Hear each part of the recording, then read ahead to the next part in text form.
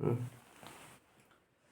बच्चों, आज हम लोग प्रकाश चैप्टर का यह सेकेंड पार्ट देखने वाले हैं। ठीक है, प्रकाश क्या होता है ये आपको पहले वीडियो में, और छाया क्या होता है बता दिए हैं। छाया क्या होता है? छाया जो होता है, छाया जैसे कि आप लोग देखे होंगे परछाई, परछाई को देखे हैं, जैसे कि ये है, इसका परछाई ये है, तो परछाई को ही छाया कहते हैं। ठीक है, तो परछाई छाया किसे कहेंगे? ये क्या है? कोई अपारदर्शी वस्तु है। पारदर्शी वस्तु किसको कहेंगे? जब प्रकाश किसी वस्तु के आर पार पार नहीं कर पाएगा तो उस वस्तु को हम क्या कहेंगे? अपारदर्शी। जिस वस्तु से प्रकाश आर पार पार हो जाएगा उसको हम क्या कहेंगे? अपारदर्शी। पारदर्शी वस्तु जैसे कि शीशा हो गया, जल हो गया, क्या है? पारदर्शी वस्तु है, प्रकाश आर पार चला जाता है। तो यहाँ छाया बनने के लिए आपको चाहिए क्या? अपारदर्शी वस्तु। ये क्या है? अपारदर्शी वस्तु है।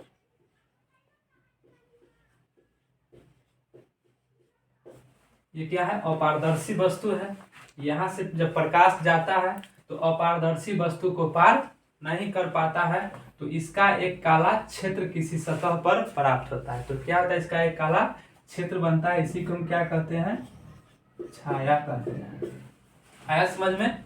जब प्रकाश की किरणें किसी अपारदर्शी वस्तु पर पड़ेगा और उसे पार नहीं कर पाएगा तो एक काला क्षेत्र बनेगा जिसे हम छाया कहते हैं। और छाया की तरह आप सुनने में आपको लगता होगा कि प्रतिबिंब और छाया एक ही चीज है, लेकिन दोनों एक नहीं होते हैं। प्रतिबिंब क्या होता है? प्रतिबिंब आपको दर्पण में बनता है। दर्पण मतलब क्या होता है? आईना। जब आप दर्पण के नजदीक जाते हैं तो अपना हूबहू चित्र जो है सो दर्पण में देखते हैं। और छाया क्या होता है? कहीं पर भी, छाया कहीं पर भी बन जाता है, लेकिन प्रतिबिंब केवल बनता है दर्पण में या फिर किसी चमकीले सतह पर जाते हैं, अपना चेहरा देख लेते हैं।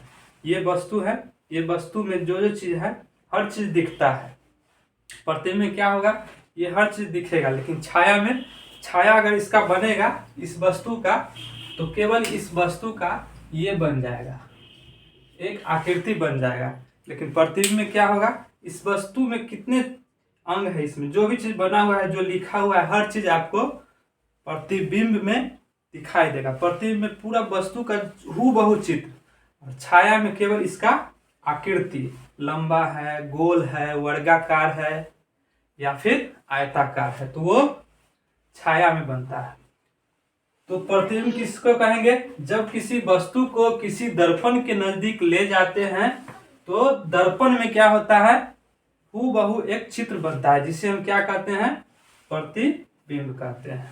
जब आप दर्पण के नजदीक जाते हैं तो हूबहू एक चित्र कहाँ बनता है? दर्पण में, जिसे हम क्या कहेंगे? प्रतिबिंब कहेंगे। छाया किसको कहेंगे?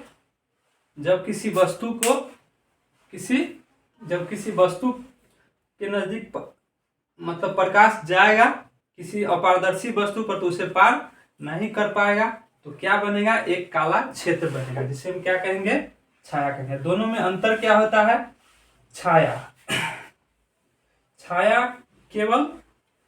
में क्या होता है? वस्तु का केवल आकृति बनता है। वस्तु गोल है, आयताकार है, वो केवल आयताकार या फिर गोलाकार किसमें दिखेगा? छाया में। लेकिन प्रतिबिंब में क्या होता है? वस्तु का हूबहू चित्र क्या चीज बनता है? प्रतिबिंब में। छाया में क्या होता है?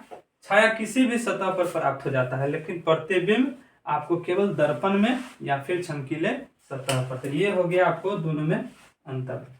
अब अगले वीडियो में हम आपको प्रकाश के परावर्तन और अपवर्तन बताएंगे।